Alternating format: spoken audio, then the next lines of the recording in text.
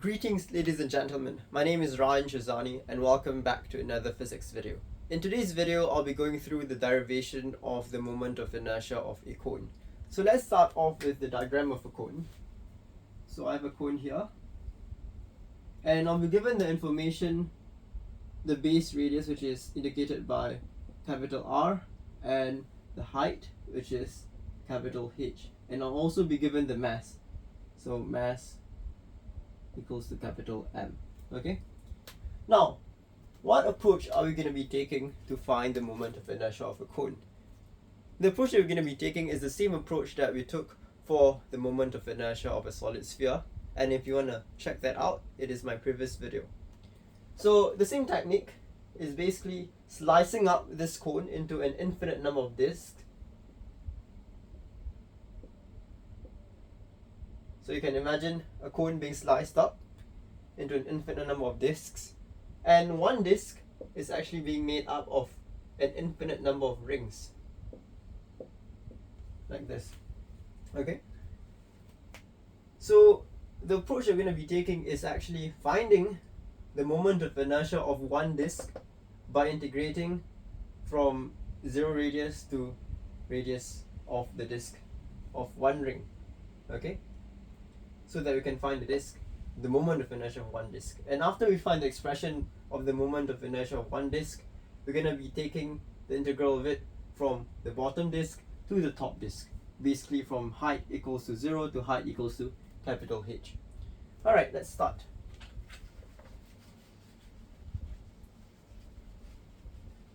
So first we have the disk, and this disk is being made up of an infinite number of rings. But for simplicity's sake, I'm not going to draw the rings. You can imagine the rings, or at least can think of this as just the outer ring. Okay? So one disk has a radius of small r. Why am I indicating it as small r? Because it's a variable. As they go up higher and higher, as the height increases, r would decrease, right? So r is a changing variable. Now, if you think about it, the thickness of this ring is actually dr. And the thing is, we're going to find the moment of inertia of one disk. So r squared dm. But what does this dm refer to? This dm actually refers to the mass of one ring. So here comes the thing where it is important for us to indicate the dr. And not just the dr, because dm is basically mass of one ring. And this can be found by taking the mass of the whole cone times the volume of a ring over volume of a cone. Now, volume is meter cubed, am I right? The units for volume is meter cubed. So we can't just take r times dr or 2 pi r times dr, because that's just meter squared. So we actually need another dimension, and the other dimension is actually the thickness in the vertical direction, which is going to be indicated by d small h. Okay? So if we were to just find this, the volume of the ring is basically the circumference of the ring, which is 2 pi r, times the thickness of the ring in the vertical direction first, dh, and then dr, which is in the horizontal direction, and then divided by the volume of the cone, which is 1/3 pi r squared h. Okay, and this can be simplified to be 6 m r dh dr over r squared h. Simple. Alright, now we can actually find the integral of one disk. So let's just integrate this r squared, then substitute the dm. This is dm equals to this. So dm is just 6 m r dh dr over r squared h. Now, ask yourself, what do you think we are integrating it with respect to?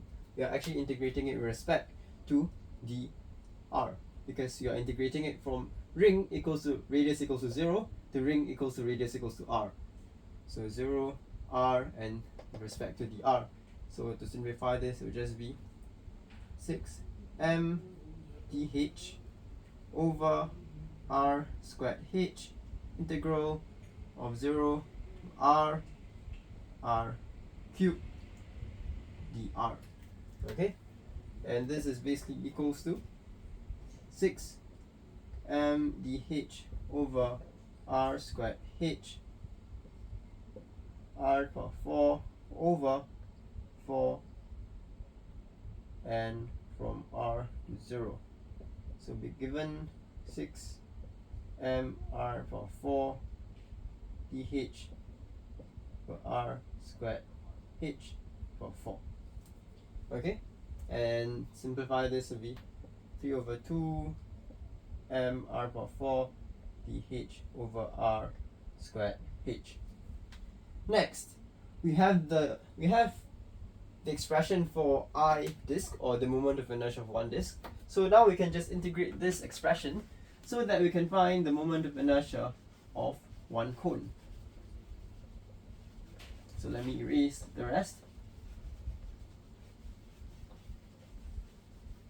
So next we're going to do is actually going to find I cone. Integral of this whole thing, 3 over 2 m r power 4 dh over r squared h, and integrate it from 0 height, or height equals to 0, to height equals to capital H. Okay, but you see the problem is you have two variables here. We're integrating it with respect to the h, but we have a variable which is r. So how are we going to find, or how are we going to convert it such that it is just based on one variable? Simply just draw a triangle and then do this. So this is r, and this small r, this small r, capital H is the whole height, and small letter h is the variable h, or variable height. And ratio of a triangle, simply r over h is equals to capital R over capital H, and make r a subject. It's just r h over h, and simply substitute this. You get 3 over 2 m r power 4 h power 4 dh over h squared h and h power 5 or h power 4. So you get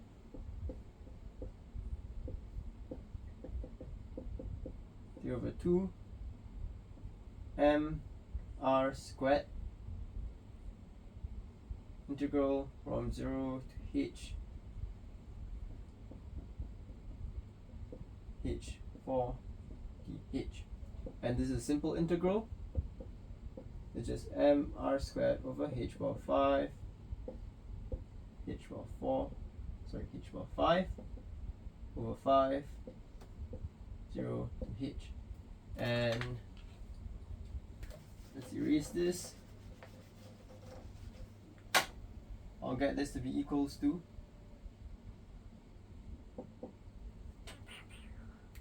3 over 2 m r squared over h power 5 times h power 5 over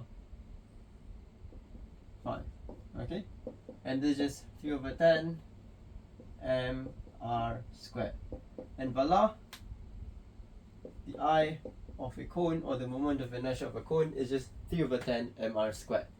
I hope this was a video which you find helpful, and if you found it helpful, or if you enjoyed the video, then make sure to subscribe to my channel, like the video, share, or whatever, all those things.